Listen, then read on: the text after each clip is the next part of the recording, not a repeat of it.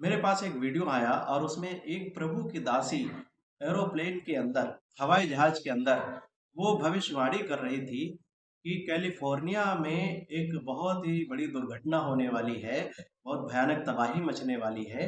इसलिए मन फिराओ, पश्चाताप करो, क्योंकि नूह का दिन आ चुका है।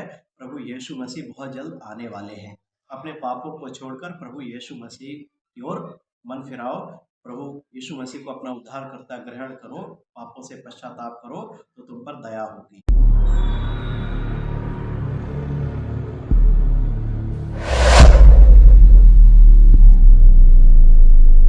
Hallelujah, praise the Lord. सबको जय मसीह की। परमेश्वर का धन्यवाद हो इस सुंदर समय के लिए जो प्रभु ने अभी तक हमें संभाला, मेरे जीवन में एक मौका दिया कि मैं फिर से आपके सामने प्रभु के वचन को रख सकूं। मेरे प्रियो, आज मैं एक बहुत ही विशेष और ज़रूरी विषय पर आपसे बातचीत करना चाहता हूँ। जैसा कि आमोस की किताब उसके 3 अध्याय और उसके 7वें पद में लिखा है, इसी प्रकार से प्रभु यहोवा अपने दास भविष्यवक्ताओं पर अपना मर्म बिना प्रकट किए कुछ भी ना करेगा। यानी कि जो कुछ भी परमेश्वर करना चाहता है भविष्य में, उन सब बातों की जानकारी, उन सब बातों का भेद और रहस्य प्रभु अपने लोगों पर पहले से ही प्रकट कर देता है। पहले से ही प्रभु अपने दास भविष्यवक्ताओं को, अपने लोगों को बता देता है कि मैं दुनिया में क्या करने जा रहा हूँ। और इसके कई उदाहरण बाइबल में हमें मिलते हैं।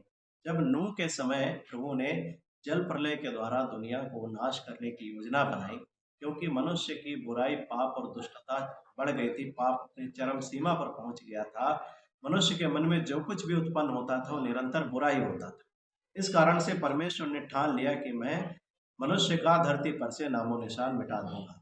लेकिन परमेश्वर ने जब देखा कि नूह एक ऐसा व्यक्ति है जो धर्मी है, जो परमेश्वर के साथ साथ चलता है, तो परमेश्वर ने नूह से बातचीत किया, उसको बताया कि मैंने इस दुनिया को जल प्रलय के द्वारा नाश करने की योजना बनाई है, क्योंकि मनुष्य का बुराई और दुष्टता मेरी नजरों में बढ़ गया है और मैं सब मनुष्यों का नामो निशान इस धरती पर से मिटा दूंगा।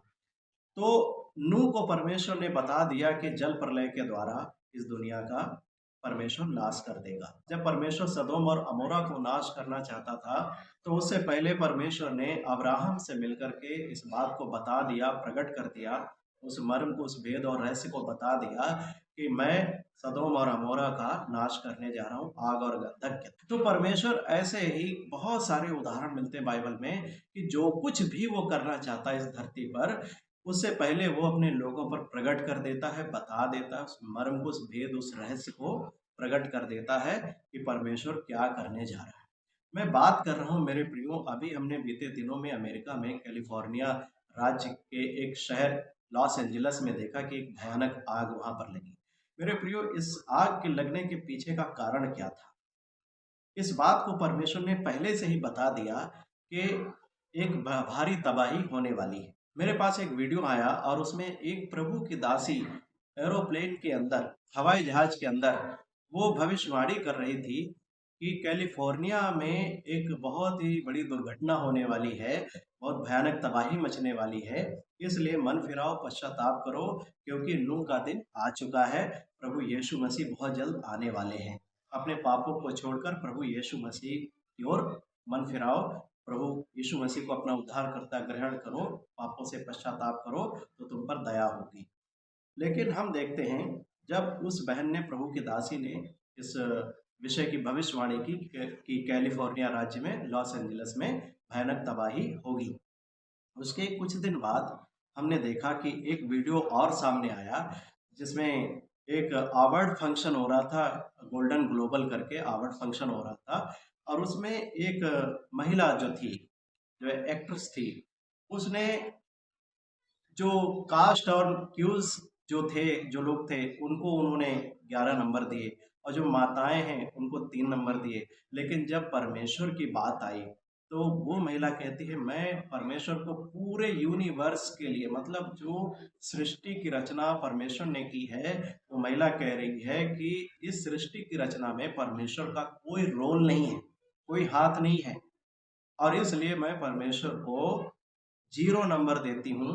और उसने एक बात को बोला कि हम अपने टाउन को, अपने शहर को गॉडलेस बना देंगे, मतलब परमेश्वर के बिना लोग उस शहर में पाए जाएंगे, परमेश्वर का कोई भी नामो निशान उस शहर में नहीं होगा।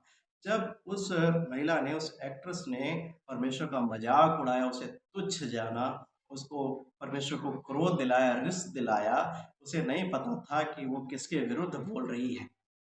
इतनी घमंड की बातें जो बोल रही है, उसको नहीं पता वो किसके विरुद्ध बोल रही है।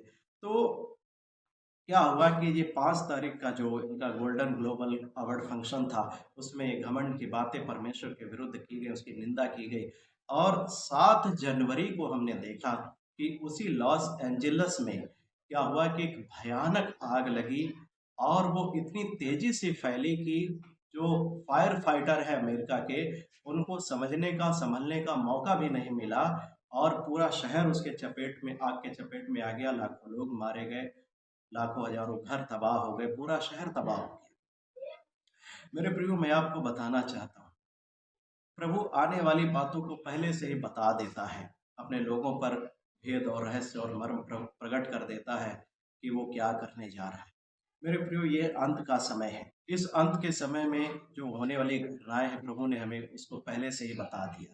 वो इसलिए बताया मेरे प्रियो, ताकि हम सावधान हों, हम गंभीर हों, सचेत हों, हम प्रभु की निकटता में, उसकी उपस्थिति में जीना शुरू कर दें। मेरे प्रियो, मैं आज देख रहा हूँ कि अधिकतर मसीही भाई बहनों का आत्मिक और नैतिक स्तर गिरता जा रहा है। वो एक दिखावे की धार्मिकता का जीवन जी रहे हैं, लेकिन सच में उनका जीवन धार्मिकता में नहीं है। वो एक पाखंडवाद में डूबे हुए हैं। वो लोगों को खाली धोखा दे रहे हैं, वो अपने आप को धोखा दे रहे हैं। मेरे प्रियो, हम झूठी धार्मिकता से हम अपने आप को या और दूसरे लोगों को तो धोखा दे सकते हैं, लेकिन अपने प्रभु को धोखा नहीं दे सकते। इसलिए हम पापों से मन फिराए, पश्चाताप करें, प्रभु की उपस्थिति में जीना शुरू करें, और उसके राज्य और धर्म की खोज करें, ताकि हम परमेश्वर के आगमन के दिन लज्जित ना होना पड़े हमें, और हम उसके साथ जाने के योग्य बने। मेरे प्रियो, प्रभु ने ये सारी बातें जो दुनिया में हो रही हैं, होने वाली जो बातें हैं, पहले से जो बता दी हैं। क्यों बता दी? ताकि हम अनजान ना रहें, हम सचेत हो जाएं, हम गंभीर हों, प्रभु की निकटता में, उसकी उपस्थिति में आकर हम पाप और बुराई ना करें, हम दुष्टता के काम ना करें। परंतु ये सारी बातें हमें जो बाइबल में लिखी पता है, लेकिन पता होने के बावजूद भी हम क्या करते हैं, हम इस पर ध्यान नहीं देते, अमल नहीं करते। जितना ज़रूरी हमें ध्यान देना चाहिए, उतना हम इसको ज़रूरी नहीं समझते। जितना ध्यान देना चाहिए, हम उतना ध्यान नहीं देते। मेरे प्रियो, प्रभु जो कुछ भी करना चाहता है, वो सब कुछ पहले से बता देता है। प्रभु ने हमें पहले से सावधान कर दिया कि मेरे आगमन से पहले क्या-क्या होगा, आज वो सब कुछ होगा। मेरे प्रियो, मैं आपको बताना चाहता हूँ कि आने वाले दिनों में और भी इस दुनिया की दशा बुरी होती जाएगी। ये संसार वो बड़ा बेबीलोन बनता जा रहा है, जिसकी चर्चा प्रकाशित वाक्य में की गई है। और प्रभु उसी अध्याय में, 18 अध्याय प्रकाशित वाक्य में अपने लोगों से कहता है, हे मेरे लोगों, उस बड़े बेबीलोन से, जो दुष्ट आत्माओं का, शैतान का अड्डा है, उससे बाहर निकलो, तुम मेरे पास आओ। मेरे प्रियो, इस संसार में जब पाप, बुराई, दुष्टता बढ़ती जा रही है, इस पाप और बुराइयों में फंसो मत, गिरो मत, उनसे बाहर निकलो, प्रभु के निकट आओ, प्रभु की उपस्थिति में, पवित्रता में जियो, उसकी खोज करो, प्रार्थना में, वचन में समय बिताओ, और उसकी संगति में रहो। हालेलुया। प्रभु के विरुद्ध कोई पाप मत करो, ये अंत का समय, उसे रिस मत दिलाओ, नहीं तो हो सकता है कि हम अपने प्रतिफल को। मेरे प्रियो, उस बहन के ऊपर प्रभु ने प्रकट कर दिया था पहले से ही कि लॉस एंजलिस में भारी तबाही होगी, और वो हुआ। तो प्रभु जो कुछ भी करना चाहता है, वो पहले से ही उस मर्म को अपने लोगों पर प्रकट कर। हालेलुया। प्रभु इस छोटे से संदेश के द्वारा आपको आशीष दे। सबको जय मसीह।